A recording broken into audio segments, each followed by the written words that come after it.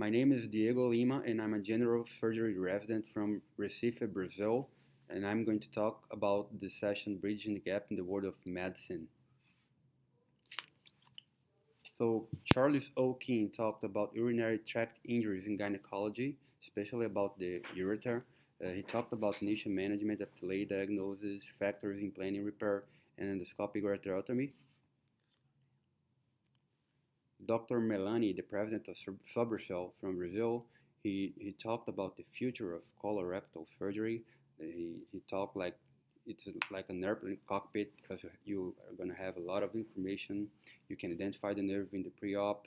You have a lot of challenges with 3D virtual imaging and video imaging and how to mix them together for the patient's benefit.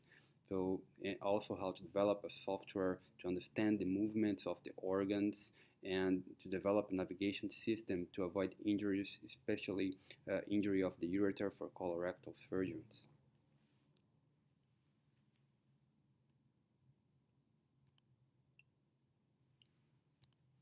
Dr. Flavio Malcher, also from Brazil, talked about training MIS inguinal repair, that lower occurrence comes with experience, change is more acute when doing MIS, the learning pyramid and rate of retention, learning by doing, the residence, the more you practice, the luckier you get. You have to split the procedure in tasks. The resident doesn't need to do everything the first time he starts doing the operation. He can do some steps of the operation. And also he talked about mental training, surgical education.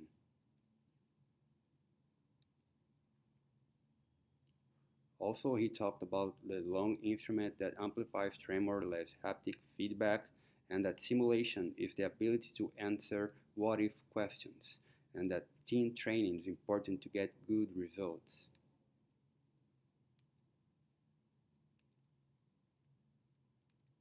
Juan Pablo Milan from Mexico talked about adhesions after abdominal surgery, the incidence, the impact of healthcare.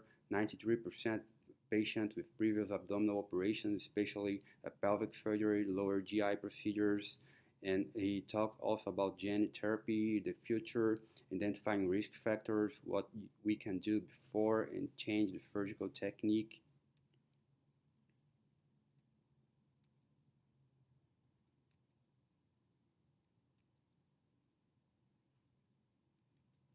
Dr. Eduardo Moreno from Mexico talked about complications of laparoscopic inguinal repair, laparoscopic versus open repair.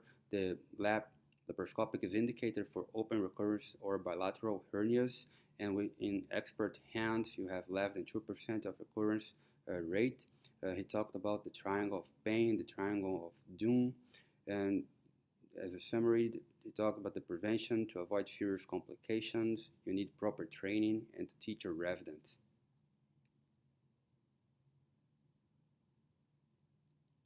So the second part of the session, the Bridging the Gap in the World of Medicine, part 2, we had Cameron Nazar from the US who talked about new frontiers in minimally invasive robotic surgery. And he talked about the characteristics of a pioneer surgeon. Your primary goal must be the patient.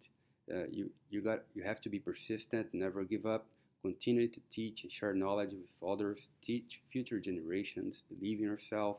You must be mentally strong and work hard.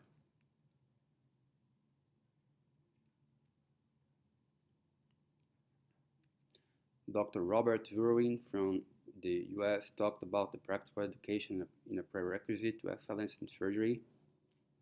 He talked about the explosion of information nowadays, and also that it takes 10,000 hours to become an expert. It's Malcolm Gladwell who said that, and also William Mayo in 1927. There's no excuse for surgeon to learn on the patient.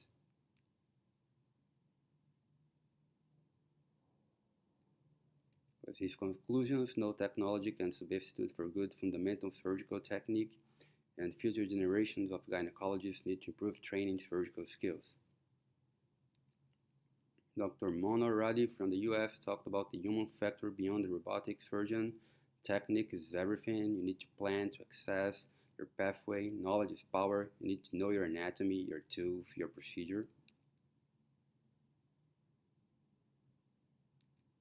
She also talked about robotic surgery complications and the rules of engagement. You need to use a trained team, understand how to troubleshoot your robot, plan your part placement, never move the patient or the robot once docked, be careful what you burn, avoid pedal confusion, understand magnification and distance, and look before you leave. Dr. Farnazah, also from the US, talked about does robotic surgery improve human skills. He talked about advantage of video laparoscopy, disadvantage, the long learning curve as an example, the improvements in the instrumentation, the robotic, the simulators.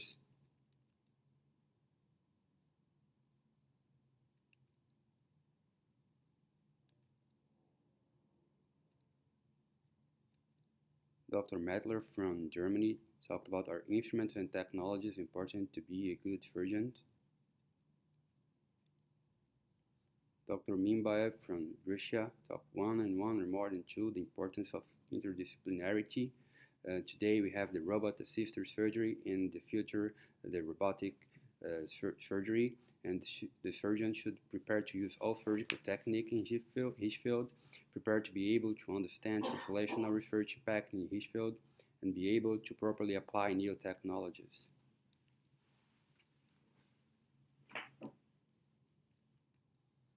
Dr. Parado from Canada talked about the Chinese medicine, how its culture may improve our current approach. He went to China several times, and he could show us his experience with the Chinese medicine and how the Chinese medicine is coming to the US. Dr. Michael Stark from Germany talked about only a good person can be a good doctor. So he talked about that the results confirm the importance of humanistic attitudes in future doctors. Listen to the patient, he's telling you the diagnosis. The expectation from medical candidates, the personal integrity, the warm personality, the modesty, high intelligence, good communication skills, ability to work in groups, good manual coordination.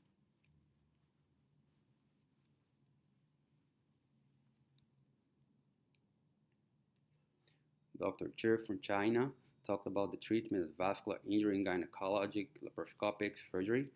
Basically, stay calm. Remember, it's not your blood.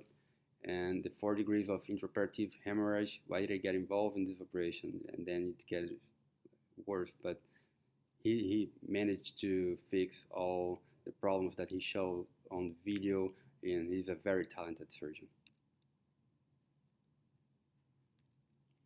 Dr. McLucas talked about the fertility after uterine artery embolization. And Dr. Diane Azersruh, why sex hurts, genital pelvic and vulvovaginal pain disorders.